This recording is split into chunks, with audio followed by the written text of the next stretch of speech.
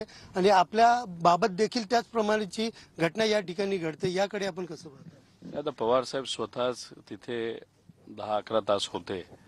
त्याच्यावरूनच कुठेतरी आपण समजून घ्या की साहेब हे मार्गदर्शक आहे. कार्यकर्त्याच्या पाठीमागे भक्कमपणे ते उभे राहतात. तसंच महाराष्ट्रातून हजारो लोक इथे आले होते. अनेक लोकांना यायचं होतं, पण विविध ठिकाणी त्यांना अडवण्यात आलं. पण काय हरकत नाही, आम्ही कोणालाही सांगितलं नव्हतं की आपण इथं आलं पाहिजे.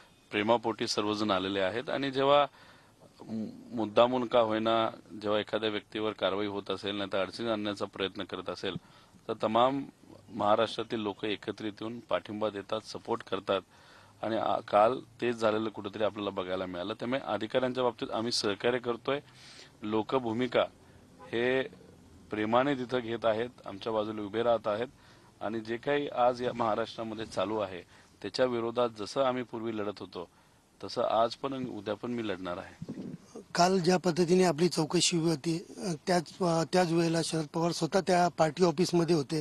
यावरनं वेगवेगळ्या चर्चा देखील सुरू होते की राजकीय वारस नेमका आपल्याला म्हटलं जातं, याकडे कसं पाहतो? नाही बघा, वारस हा विषय कोणी ठरवून होत नसतं, लोक ते ठरवत असतात. साहेब तिथं मार्गदर्शक म्हणून आले होते, एक राष्ट्रवादीचे प्रमुख म्हणून आले होते, मराठी माणूस म्हणून आले होते, बाप माणूस म्हणून आले होते. जेणेकरून तिथं आम्हाला काही होऊ नये, अडचण आली तर ती सोडवता यावी. नाहीतर तिथं लाखो हजारो लोक जी आली होती ते कार्यकर्ते, त्यांच्याशी संवाद साहेब दिवसभर तिथं साधत होते.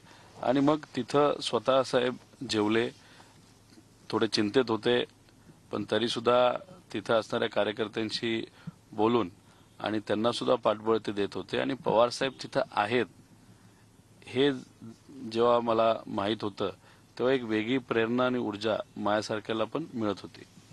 एकंदरीत ज्या पद्धतीने तुमचा जो कालचा वेळ